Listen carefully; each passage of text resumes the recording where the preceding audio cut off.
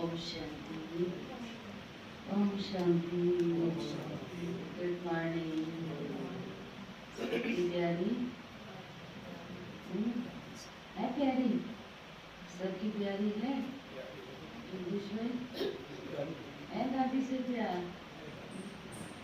इनके हमने तो देखा नहीं, मनोरंजन में तो पालना ही नहीं, वैसे देखा है सबने नए नए, लेकिन अनुभव कर रहे हैं ना आज बाबा के महावाक्य इससे सुन रहे हैं।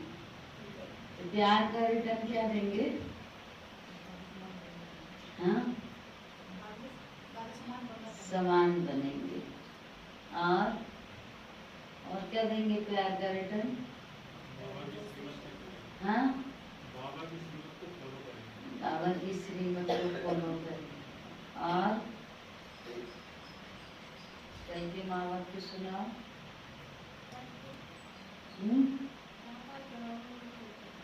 क्या?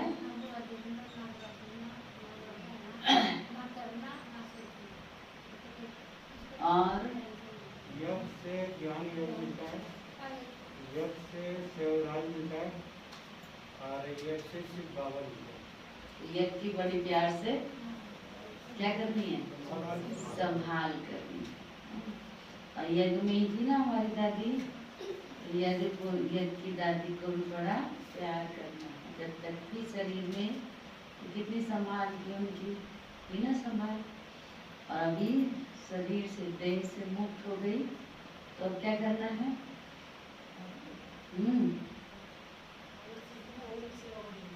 और भी सेवा बढ़ानी है। बाबा ने कहा यज्ञ की वृद्धि भी करनी है। प्यार से बाबा को, दादी को भोग भी स्वीकार कराना। हाँ, साइलेंस में 17 तारीख की आज की साकारवाणी। आज बाबा बोले, मीठे बच्चे, ज्ञान सागर बाप द्वारा, ज्ञान सागर बाप द्वारा तुम मास्टर ज्ञान सागर बने हो। ज्ञान सागर बाप द्वारा तुम मास्टर ज्ञान सागर बने हो। तुम्हें ज्ञान का तीसरा नेत्र मिला है।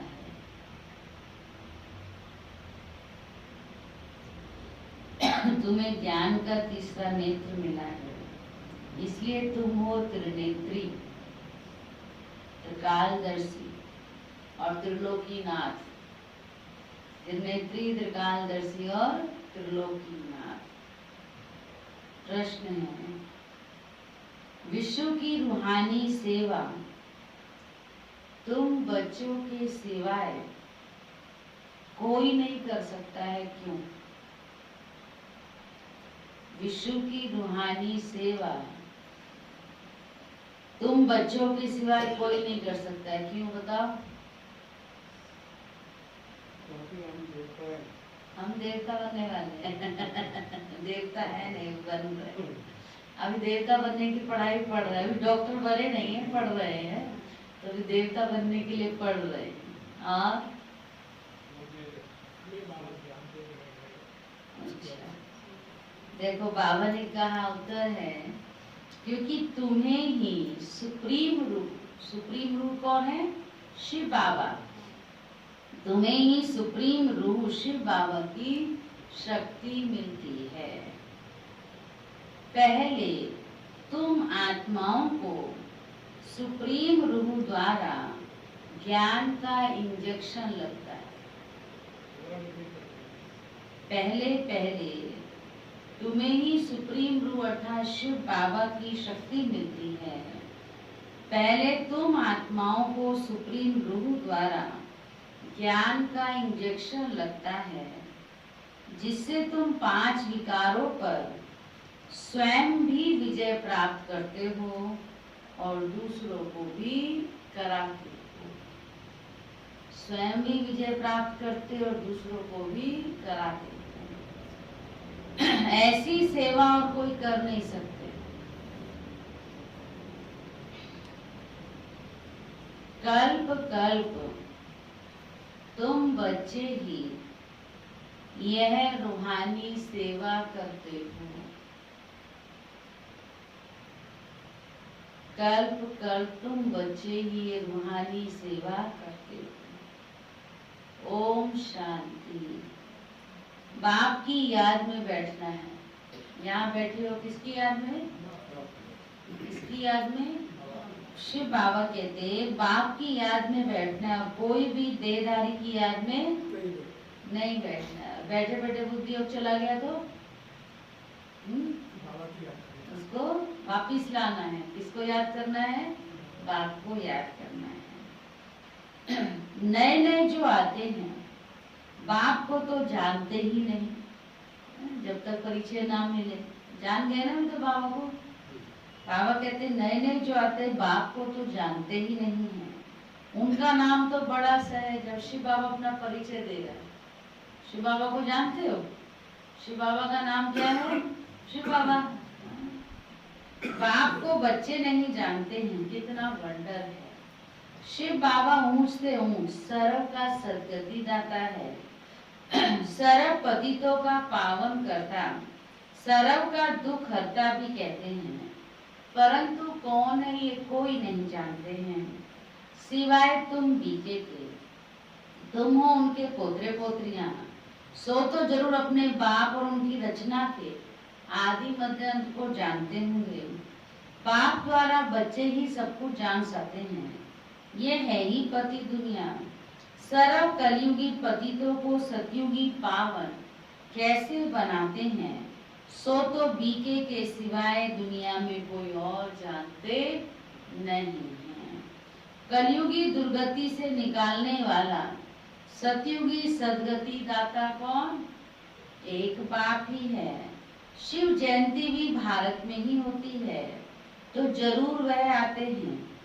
परंतु भारत को क्या कर देते हैं ये भारतवासी जानते नहीं हैं। हर वर्ष शिव जयंती मनाते हैं, परंतु ज्ञान का तीसरा नेत्र नहीं है, इसलिए बाप को जानते नहीं। गीत बजा है नैनहीन को राह दिखाओ प्रभु। तो ये गीत किसने बनाया है? किसका बनाया हुआ है? हाँ, मनुष्यों का ही है। ये मनुष्यों का ही बनाया हुआ गीत है। ये हम सब नैनहीन हैं। ये स्थूल नयन तो सबको है, परंतु अपने को नयनहीन क्यों कहते हैं? ये स्थूल दो नयन तो सबको है, लेकिन फिर भी गीत है कि हम नयनहीन को राह दिखाओ। तो क्यों कहा नयनहीन? ज्ञान के नयन नहीं है ना, ज्ञान चक्षु चाहिए। तो बाबा कहते हैं, बाप बैठ समझाते हैं कि ज्ञान का तीसरा नेत्र कोई को है नहीं। बाप को नहीं जानना यह भी तो अज्ञान हुआ ना। भले दुनिया का बहुत सारा ज्ञान है, लेकिन अपने बाप को ही नहीं जाना तो ये भी क्या है? अज्ञान हुआ ना। बाप को बाप द्वारा जानना, इसको कहा जाता है ज्ञान। बाप ज्ञान का तीसरा नेत्र देते हैं, जिससे तुम सारी रचना के आदि मध्य अंत को जानते हो। ज्ञान सागर के बच्चे तुम मास्टर ज्ञान सागर बन जाते हो। तीसरा नेत्र माना ही त्रिनेत्री, त्रिकालदर्शी, त्रिलोकी नाथ बन जाते हो। भारतवासी ये नहीं जानते कि ये लक्ष्मी नारायण जो सत्यु के मालिक थे, इनको यह वर्षा कैसे मिला, वह कब आए, फिर कहाँ गए, फिर कैसे राज्य लिया, कुछ भी जानते नहीं हैं। ये देवताएं पावन है ना, पावन तो जरूर बाप ही बनाएंगे। तुम भारतवासियों को बाप बैठकर समझाते हैं, जो देवताओं को शिव को मानते हैं। शिव का जन्म भी भारत में ही हुआ है। ऊंच से ऊंच कौन है? एक वही भगवान है। शिव जयंती भी यहाँ मनाते हैं। जगत अम्बा, जगत पिता ब्रह्मा और सरस्वती का जन्म भी यहाँ ही है। कहाँ? भारत में ही मनाते हैं। अच्छा, लक्ष्मी नारायण का जन्म भी कहाँ है? यहाँ ही होता है। वही राधे कृष्ण है। ये भी भारतवासी नहीं जानते। कहते हैं पतित पावन आओ, तो जरूर सब पतित हैं। साधु संत ऋषि मुनि आदि सब पुकारते हैं कि हमको पावन बनाने आओ। दूसरे तरफ कुंभ के मेले आदि में जाते हैं पाप धोने के लिए।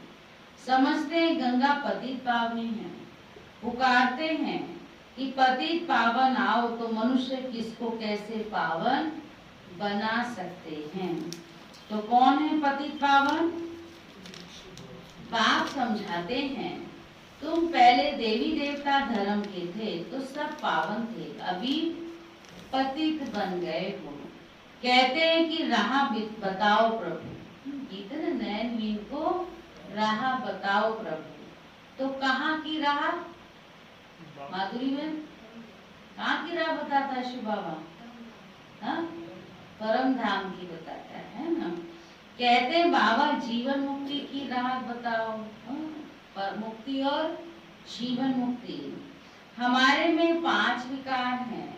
बाबा हम सब स्वर्ग में थे तो निर्विकारी थे, अभी विकारी पतित बन पड़े हैं। इसका कुछ राज तो समझाओ। ये कोई दंत कथाएं नहीं है। ये कौन समझाते हैं? बाप समझाते हैं। श्रीमद् भगवत गीता अथवा परमात्मा की सुनाई हुई गीता है। पतितों को पावन बनाने वाला कौन? एक ही बाप है, निराकार भगवान है। मनुष्य को भगवान नहीं कह सकते। बाप कहते हैं इतने बड़े बड़े गुरु होते भी भारत इतना पतित कोड़ी जैसा हो गया है।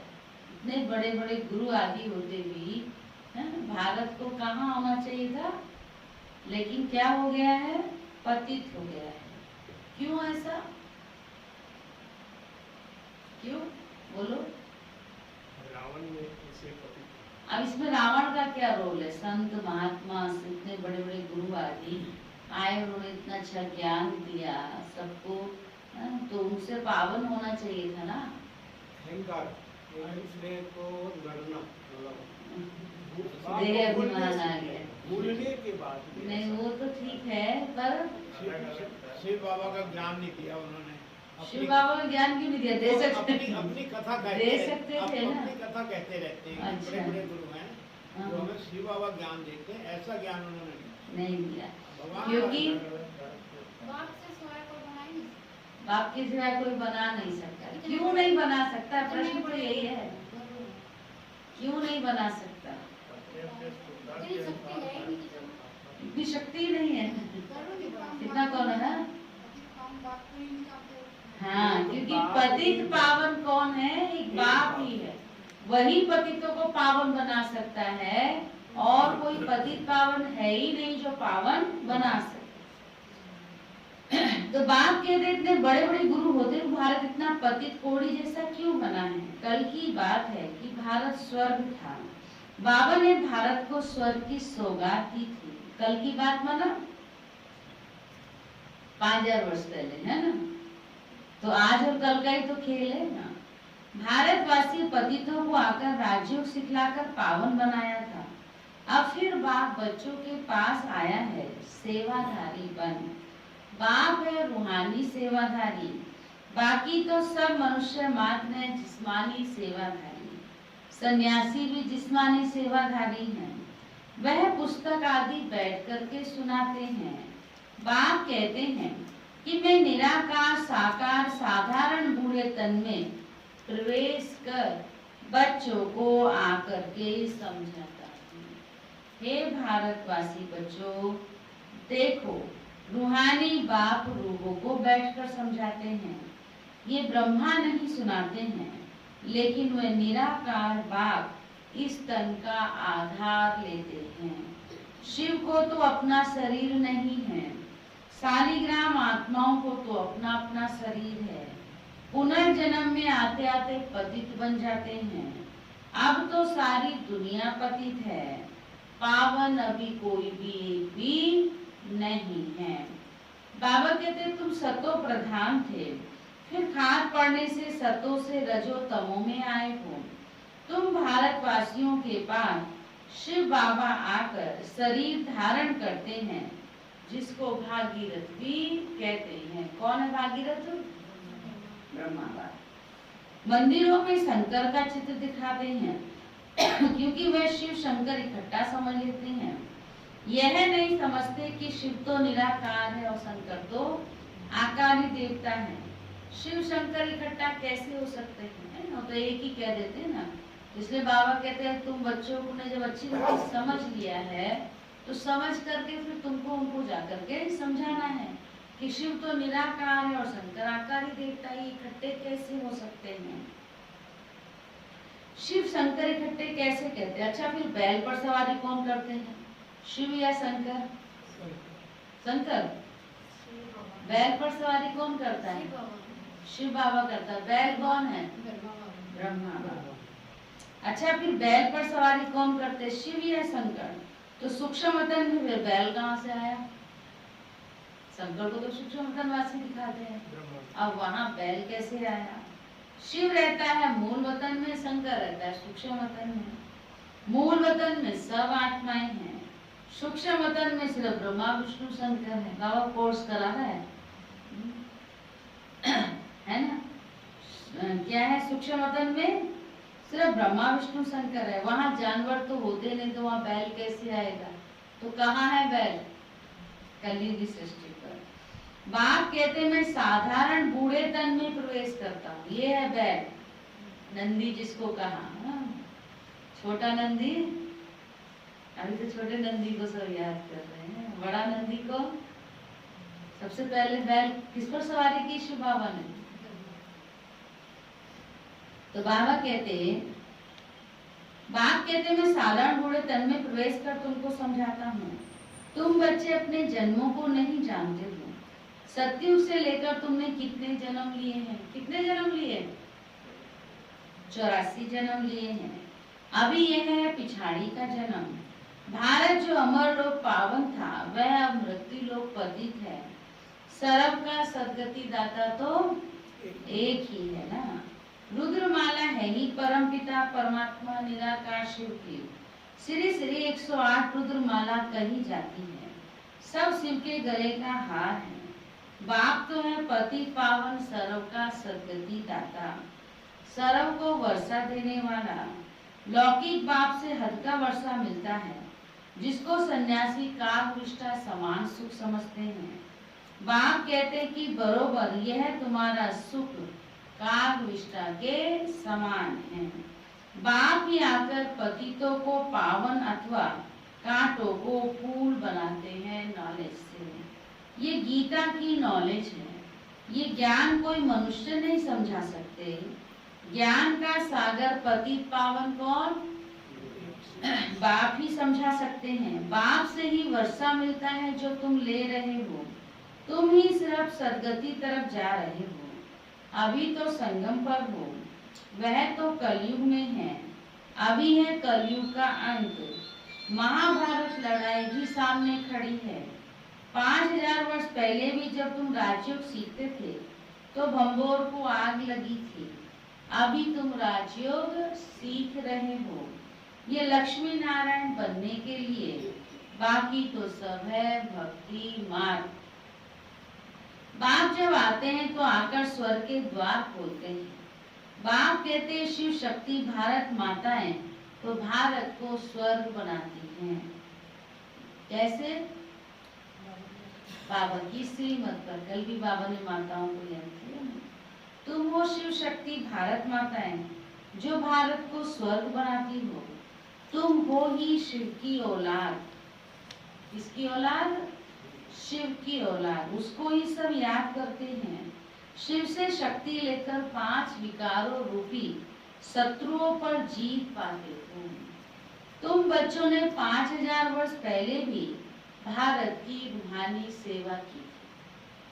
5000 वर्ष पहले भी की थी, आज भी कर रहे हो और पुनः 5000 वर्ष के बाद फिर से करेंगे। कौन? लेकिन किसकी श्रीमत से? किसके साथ? शिव बाबा के साथ। वो सोशल वर्कर्स होते हैं जिस्मानी सेवा पर और तुम हो रूहानी सेवा। सुप्रीम रूह आकर आत्मा को इंजेक्शन लगाते हैं, पढ़ाते हैं। आत्मा ही सुनती है। हे आत्माएं, तुम सुनती हो? सुन रही हो या सो रही हो? पांडे जी क्या कह रहे हैं? शिव बाबा सुन रहे हैं ना? आत्मा ही सुनती है। तुम आत्माएं हो। तुम ही 84 जन्म लेते हो। एक शरीर छोड़कर दूसरा लेते हो। 84 जन्म ले 84 माँ बाप बनाए हैं। सत्युग त्रेता में तुमने स्वर्ग के सुख पाए। अब फिर बेहद के बाप द्वारा तुम स्वर्ग का सुख ले रहे हो, स्वर्ग का वर्षा ले रहे हो। बरोबर भारत को ये वर्षा था। भारत में ये लक्ष्मी नारायण का राज्य था। वहाँ दैत्य आदि कोई नहीं थे। तुम बच्चे जानते हो अभी इस पुरानी दुनिया को आग लगनी है। मैं आकर ज्ञान यज्ञ रचता हूँ। तुम सब पवित्र देवता बनते हो। हजारों हैं जो देवता बनने का पुरुषार्थ कर रहे हैं। बाप आया है बच्चों की सदगति करने। तुम बच्चों को कांटों से फूल बना रहे हैं।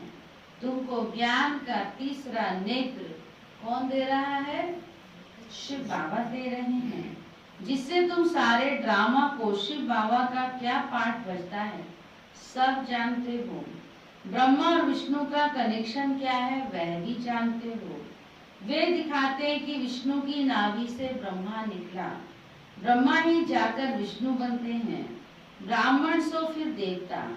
विष्णु से ब्रह्मा बनने में कितना टाइम लगा? 5000 वर्ष लगे। यह तुमको ज्ञान है। तुम ब्राह्मणों के नाभि कमल से विष्णु पूरी प्रकट हो रही है। उन्होंने तो चित्र बनाया है कि विष्णु की नाभि से ब्रह्मा निकला।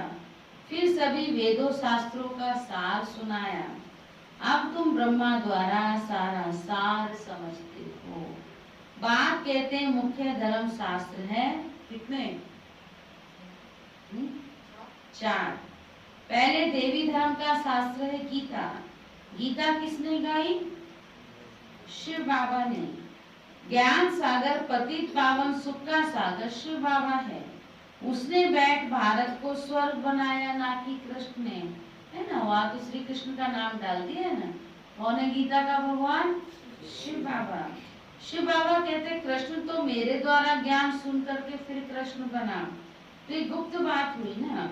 नए नए बच्चे इन बातों को समझ नहीं सकते। वो तो बहुत समय से बैठा हुआ है ना श्री कृष्ण मूर्ति में। इसको कहा जाता है नर्क और उसको कहा जाता है स्वर्ग। शिव बाबा ने स्वर्ग की स्थापना की, उसमें ये लक्ष्मी नारायण राज्य करते थे। अब तुम मनुष्य से देवता बन रहे हो। बाप कहते हैं इस मृत्यु लोक दुख धाम में तुम्हारा अंतिम जन्म है। भारत अमर लोक था, वहाँ दुख का नाम नहीं था। भारत परिस्तान था, अब तो कब्रिस्तान बना है, फिर परिस्तान होगा। ये सब समझने की बातें हैं। यह है मनुष्य से देवता बनने की पाठशाला। ये कोई सन्यासियों का सत्संग नहीं है। हम कहीं कोई सन्यासी आदि से नहीं सुन रहे हैं, सन्यासियों के सत्संग में नहीं बैठे हैं। कहाँ बैठे हैं? हम पाठशाला में बैठे हैं, है ना? कहाँ बैठे हैं हम? पाठशाला में बैठे हैं। कौन पढ़ाता है हमको? है ना? पाठशाला में किस लिए जाते हैं? पढ़ने के लिए, है ना? और पढ़ना माना ही कुछ बनना। तो हम यहाँ पढ़ने आए हैं माना कुछ बनने आए हैं। और पढ़ाने वाला कौन है? स्वयं सुप्रीम टीचर शिव बाबा। इसलिए बाबा कहते तुम कोई सत्संग में नहीं बैठे हो, तुम कहाँ बैठे हो? पाठशाला में। यह है मनुष्य से देवता बनने की पाठशाला। ये कोई सन्यासियों का सत्संग नहीं है जहाँ शास्त्र बैठ सुनाते हैं। इन बातों को नया तो कोई समझ नहीं सकता। आज तो बाबा नयों को बार बार कहते कोई नया नया। जब तक 7 दिन का कोर्स नहीं किया है, इस समय भक्त तो सब मनुष्य मात्र है। नया कब तक? जब तक कोई 7 दिन का कोर्स नहीं समझा, माना अपने आप को नहीं जाना है। उन्हों की आत्मा भी याद करती है, परमात्मा एक मासूक के सब आशिक है। हम सब परमात्मा मासूक के सब एक आशिक है। परमात्मा मासूक एक है और हम सब उसके आशिक हैं।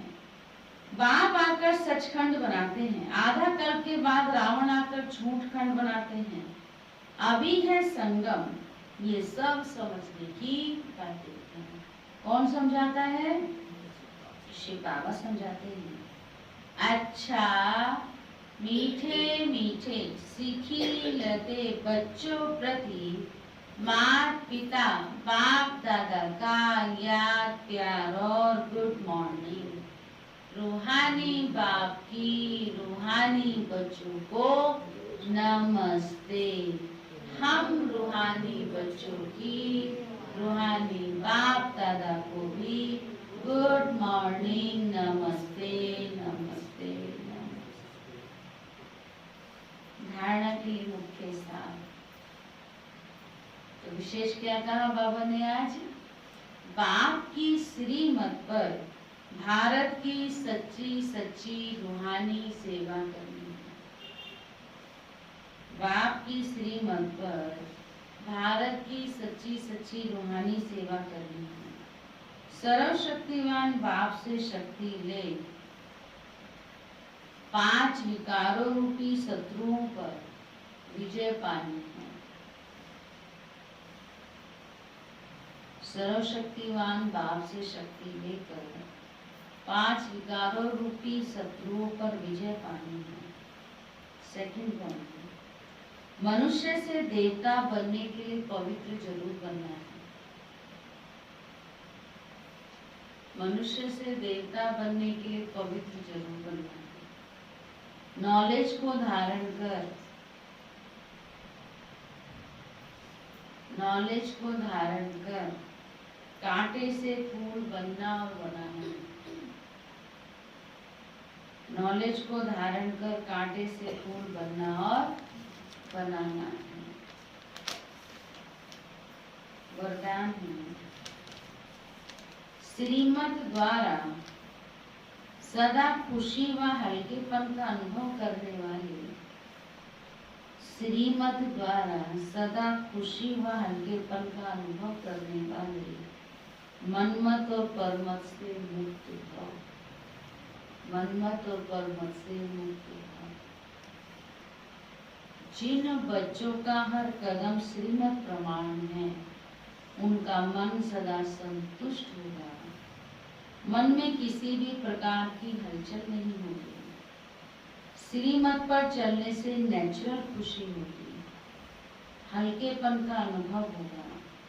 इसलिए जब भी मन में हलचल हो, जरा सी भी खुशी की परसेंटेज कम हो तो चेक करो, जरूर श्रीमत की अवज्ञा होगी। इसलिए सूक्ष्म चेकिंग कर मनमत व परमत से स्वयं को मुक्ति दो। बहुत अच्छा कहा। थोड़ी सी खुशी गायब होती है, हल्केपन से भारीपन आता है, तो निवारण के बजाय कारण आता है। इसका मतलब कहीं ना कहीं मनमत और परमत है। तो तुरंत चेक करें कि परसेंटेज कम क्यों हो गई है, खुशी की, हल्केपन की, है ना। तो चेक करने से फिर चेंज करें कि मनमत और परमत पर नहीं, हमें श्रीमत प्रमाण चलना है। स्लोगन है, बुद्धि रूपी विमान द्वारा वतन में पहुंचकर,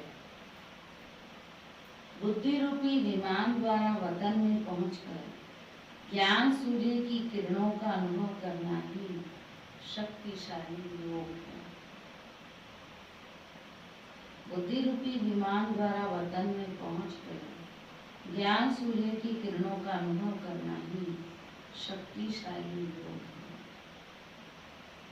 मातेश्वरी जी के अनमोल महावाक्य। आत्मा परमात्मा में अंतर क्या है भेद? मम्मा की वाणी। आत्मा और परमात्मा अलग रही भोकाल, सुंदर मेला कर दिया जब सद्गुरु मिले दलाल। जब हम ये शब्द कहते हैं तो इसका यथार्थ अर्थ ही है कि आत्मा परमात्मा से बहुत काल से बिछड़ गई है। बहुत काल का अर्थ है बहुत समय से आत्मा परमात्मा से बिछड़ गई है।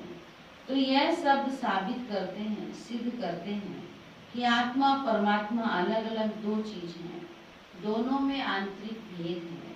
परंतु दुनियावी मनुष्यों को पहचान ना होने के कारण वो इस शब्द का अर्थ ऐसा ही निकालते हैं कि मैं आत्मा ही परमात्मा हूँ, परंतु आत्मा के ऊपर माया का आवरण चढ़ा हुआ होने के कारण अपने असली स्वरूप को भूल गए।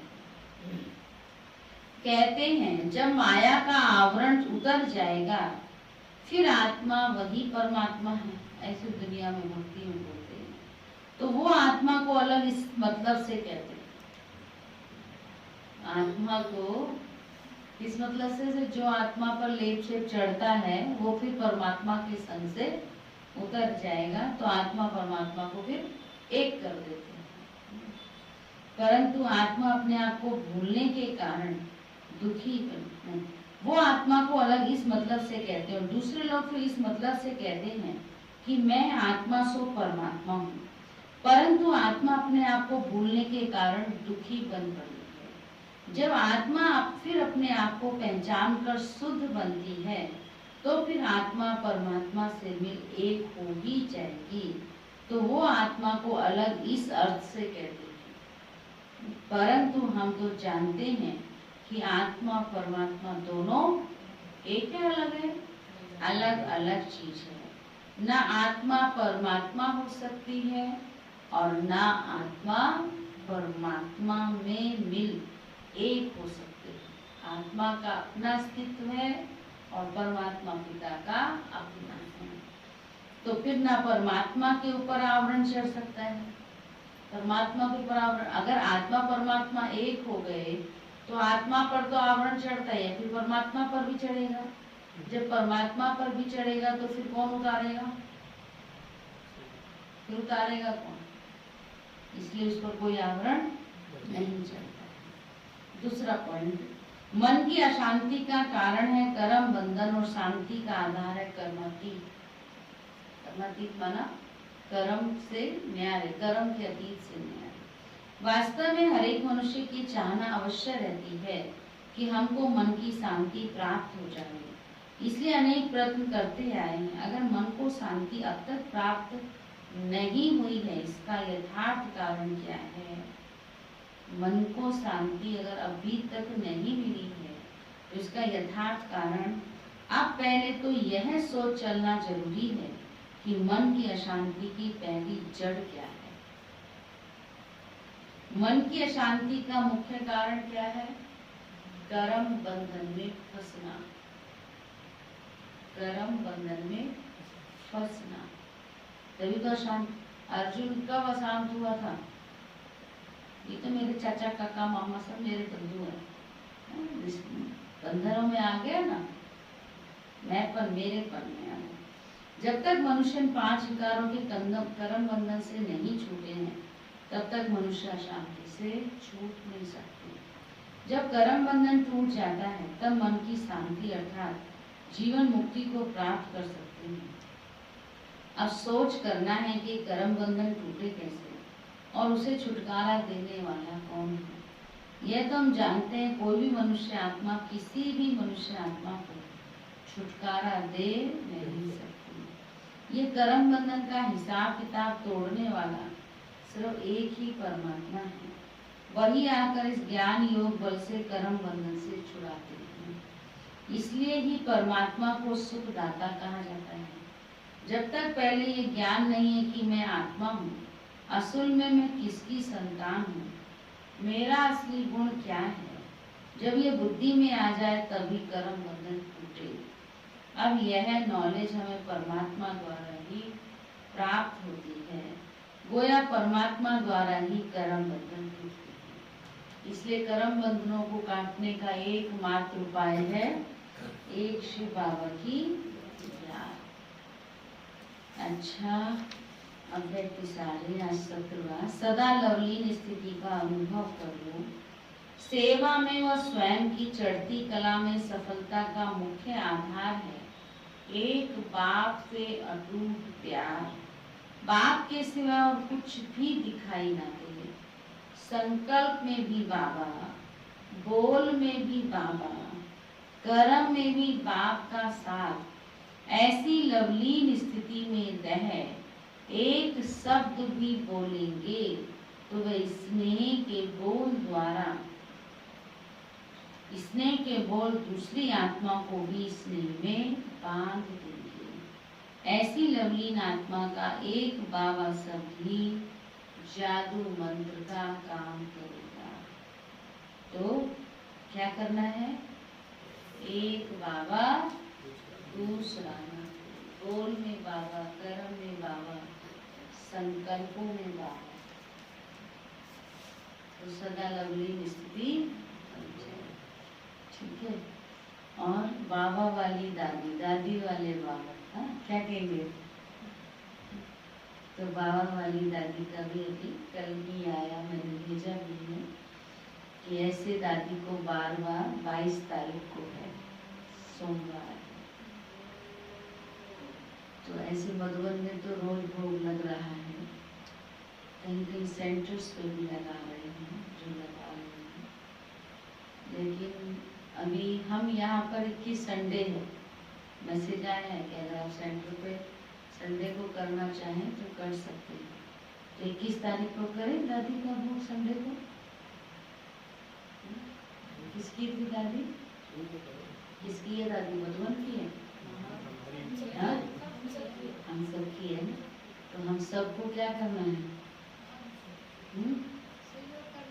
सबको सहयोग करना है, सबको प्यार से दादी जी को भोग स्वीकार करना है। निमित्त दादी जी को आह्वान करेंगे, उनकी याद में फिर हम सभी खाते हैं ना। ठीक है, 21 संडे ही करते हैं फिर, है ना। ऐसे तो कोई नहीं है तो फिर भी संडे को आ जाएंगे।